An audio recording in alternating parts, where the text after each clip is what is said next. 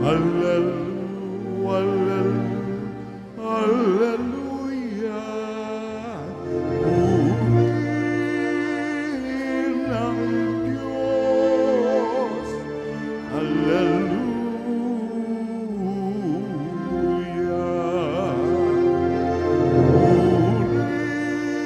Purihin ng Diyos.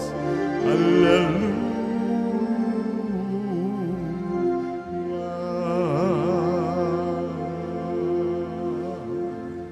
Sumainyo ang Panginoon. At sumaiyo rin. Ang mabuting balita ng Panginoon ayon kay San Lucas. Papuri sa iyo, Panginoon.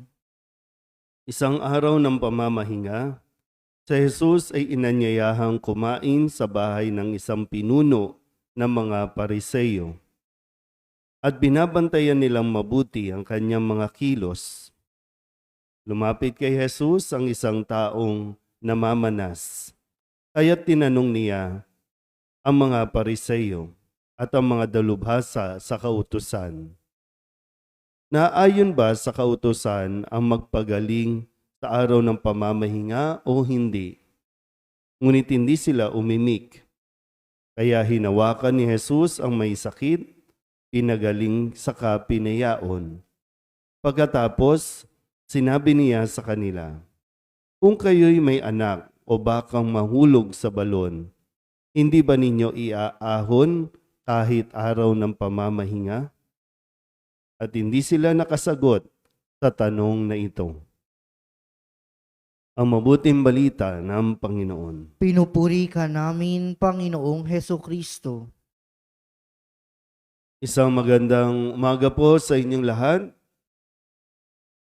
Ngayon po ang unang Biyernes ng buwan ng Nobyembre para po sa ating ika-30 linggo sa karaniwang panahon. Sa Ebanghelyong ating narinig sa pahayag ni San Lucas, si Kristo ang nagtatanong sa mga Pariseyo, sa mga dalubhasa sa kautusan, kung ano ang mainam, kung ano ang mabuti sa araw ng pamamahinga.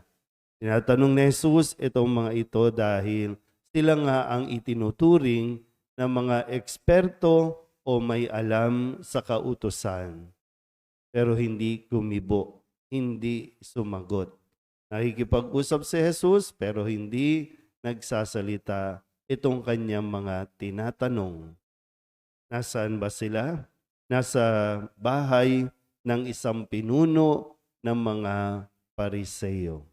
At malinaw din, sabi dito, binabantayan nila kung ano ang gagawin ni Jesus, kung ano ang kanyang sasabihin. Yung bang, siguro, kung i-imaginein po ninyo, nasa isang salo-salo, mayroong kainan, at mayroon din siyempre mga bisita, dahil meron ngang nakapasok na isang taong namamanas. Ibig sabihin, may karamdamang pisikal. Pero yung karanasan na napapalibutan si Jesus ng maraming mata. Hindi lang basta CCTV, kundi maraming mata na nakaantabay, nagmamasid, nagmamanman. Parang, di ba, yung sa karanasan ng marami po ngayon, itong kakatapos lang ng barangay election, marami po yung nagulat talaga. Kasi yung inaakala nilang kasalo nila, kasama nila sa pangangampanya, kasama nila sa mga pagpupulong o pagmi-meeting, tapos nagmamanman lang pala. Nagiging mata lang pala nung kalaban. Kaya nakakadurog ng puso para sa kanila dahil mismong kasama mo, pinagkakatiwalaan mo, pero iba pala yung kanilang intensyon. Yung kanilang naging pagkilos. Yun mo, kapartido mo, tapos inilaglag ka. Yung ganong pakiramdam. No? Kasi nga, naghahanap lang ng kahinaan, naghahanap lang ng pupwedeng ma-report.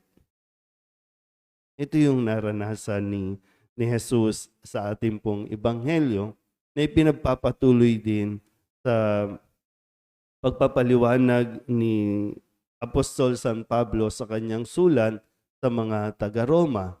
Sabi nga, labis yung kanyang paghihinanakit. Naghihinakit ang kanyang kalooban dahil sino ba ang nagpapatay kay Jesus? Kapwa niya Hudyo.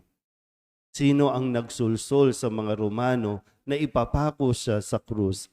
Kadugo niya rin. Kumbaga, kapwa niya Hudyo. Kababayan nila. Pero pinilit nila na ilaglag si Jesus. Pinilit nila na siraan si Jesus. At hindi talaga nila, kahit magpasa hanggang ngayon, mayroon pa rin mga Hudyo na hindi tumatanggap kay Kristo.